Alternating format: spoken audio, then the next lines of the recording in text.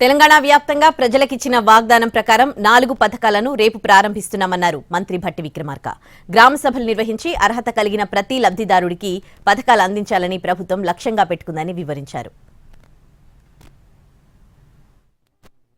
ఇందిరమ్మ ఇళ్లకు సంబంధించి రేషన్ కార్డులకు సంబంధించి జనవరి 26వ తారీఖు నాడు మేము లాంఛనంగా ప్రారంభిస్తామని చెప్పి గతంలో కేబినెట్ సమావేశం అయిన తర్వాత ప్రకటించడం జరిగింది. గ్రామ సభలు నిర్వహించి ఆ గ్రామ సభల్లో ముఖ్యంగా రేషన్ కార్డులకి ఇందిరమ్మ ఇళ్లకు సంబంధించి అర్హత కలిగిన లబ్ధిదారులందరి దగ్గర నుంచి కూడా అప్లికేషన్లు తీసుకొని వాటన్నిటినీ క్రోడీకరించి ఎలిజిబిలిటీ ఉన్నటువంటి వాళ్ళందరికీ ఇవ్వాలనేదే రాష్ట్ర ప్రభుత్వం యొక్క లక్ష్యం.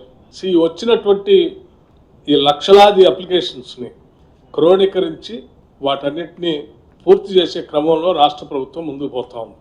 రేపు రాష్ట్ర వ్యాప్తంగా చెప్పిన మాట ప్రకారం, ఇచ్చిన వాగ్దానం ప్రకారం రాష్ట్ర వ్యాప్తంగా లాంఛనంగా ప్రారంభోత్సవం చేస్తూ ఉన్నాం. రాష్ట్రంలో ఉన్నటువంటి అన్ని మండలాల్లో మండలానికి ఒక గ్రామాన్ని యూనిట్గా తీసుకొని ఆ గ్రామంలో పూర్తిగా శాచురేషన్ పద్ధతిలో ఈ 4 పథకాలని రేపు